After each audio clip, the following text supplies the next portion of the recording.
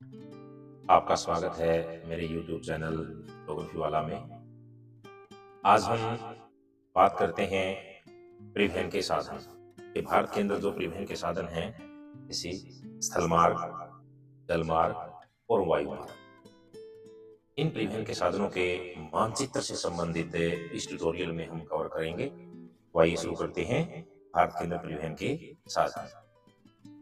हम देखते हैं भारत के अंदर सड़क मार्ग। आजादी के बाद भारत में सड़क मार्गों में काफी उन्नति की है और विश्व में सघनतम सड़क मार्गों का जो जाल है वो भारत में विश्व में दूसरे स्थान के ऊपर है। हमारे भारत के अंदर 64 लाख किलोमीटर लंबी सड़कें हैं। यदि हम भारत का ऊंचा देखें तो उसमें काफी भिन्नताएं हैं कि हमारे यहाँ पर पर्वतीय क्षेत्र भी है, मैदानी भाग भी है, पठारी भाग भी है और डेजर्ट भी है। तो इसके कारण भारत के सभी राज्यों के अंदर एक जैसा सड़कों का विकास नहीं हो पाया है। तो भारत के अंदर जो सड़कों का घनत्व है वो कहीं पे ज्यादा है तो कहीं पे कम है।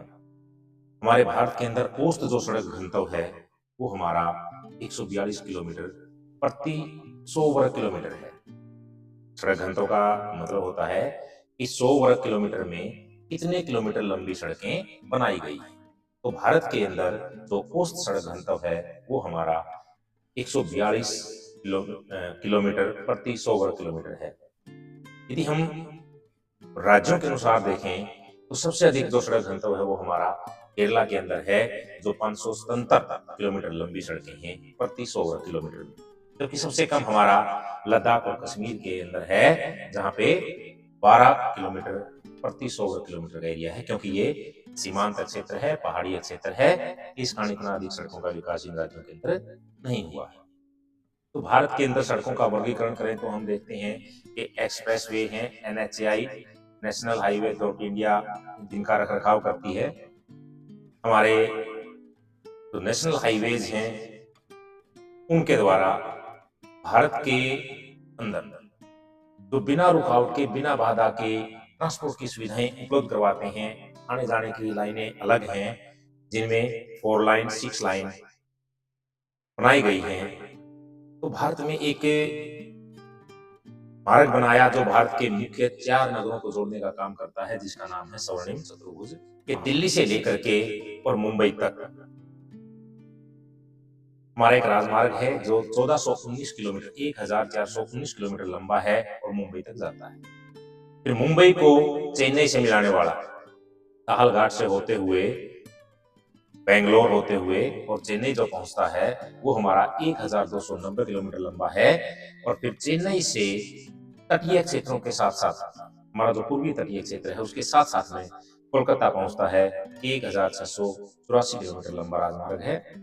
और फिर कोलकाता से दिल्ली 1453। इस प्रकार से ये एक स्वर्णिम चतुर्भुज महामार्ग कहलाता है, जिसकी कुल लंबाई 5846 किलोमीटर होती है। भारत के अंदर पूर्व से पश्चिम और उत्तर से दक्षिण को मिलाने के लिए 2 गलियारों का निर्माण भी किया गया है। और वो गलियारे हमारे हैं कि यहाँ सिलचर, असम के अंदर सिलचर से लेकर के और हमारे जो पश्चिमी तटीय क्षेत्र है पोरबंदर तक 3640 किलोमीटर लंबा राजमार्ग बनाया गया है। तो हम पूर्व पश्चिम गलियारा बोलते हैं। एक हमारा उत्तर से दक्षिण की ओर श्रीनगर से लेकर के और कन्याकुमारी तक 4016 किलोमीटर लंबा एक उत्तर दक्षिण गलियारा बनाया गया है, जो मध्य प्रदेश के अंदर पूर्व पश्चिम गलियारा और उत्तर दक्षिण गलियारा एक दूसरे को इंटरसेक्ट करते हैं। तो ये थे हमारे सड़क मार्ग। अब देखते हैं समुद्री पतन। भारत के अंदर हमारे 13 अंतरराष्ट्रीय समुद्री पतन हैं और हमारे 184 छोटे पतन हैं, जिनका रखरखाव राज्य सरकारें।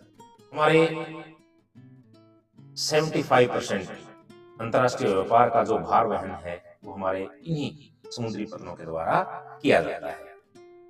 आइए देखते हैं हम इनकी लोकेशन के। भारत के अंदर जो हमारी तटीय सीमा है, मुख्य भूमि की जो तटीय सीमा है वो हमारी 5600 किलोमीटर लंबी।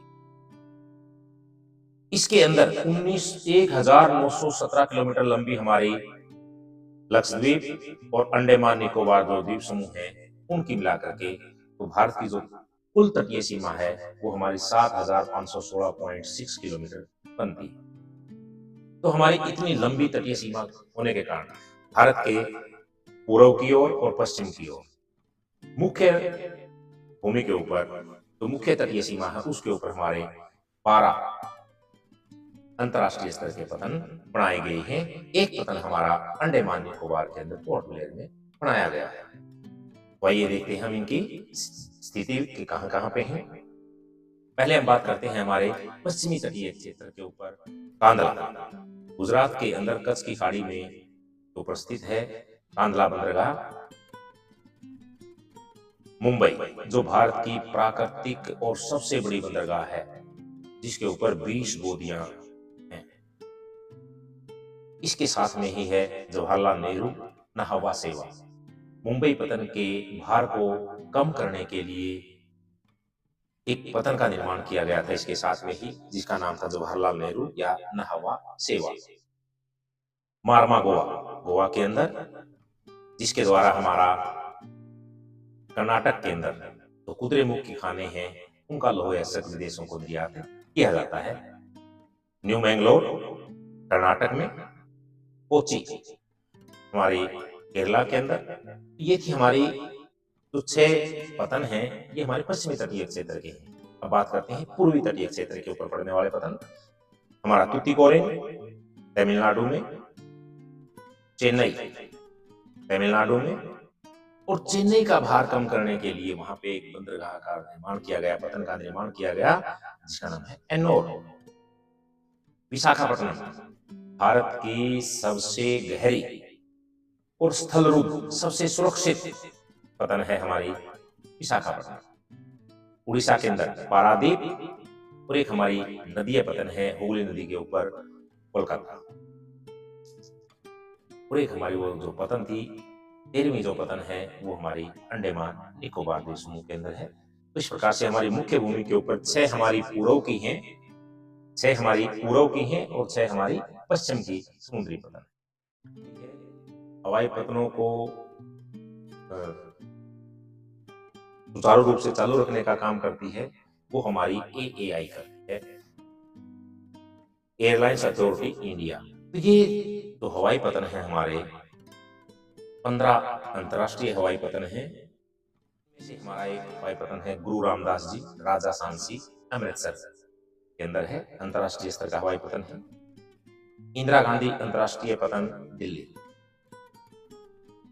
चौधरी चरण सिंह हवाई पतन लखनऊ उत्तर प्रदेश में। सरदार वल्लभ भाई पटेल हवाई पतन अहमदाबाद गुजरात में। छत्रपति शिवाजी हवाई पतन हमारा मुंबई में। मिन्नाकम हवाई पतन हमारा चेन्नई में। राजीव गांधी हवाई पतन हैदराबाद। नेताजी सुभाष चंद्र बोस हवाई पतन कोलकाता, डमडम नाम से भी इसको जानते हैं। और लाल बहादुर शास्त्री हवाई पतन वाराणसी। तो ये थे हमारे कुछ मुख्य हवाई पतन। इनकी लोकेशन को आप देख पाए हैं और काम में यदि आते हैं तो आप उनको दिखा पाएंगे। Thank you, have a nice day.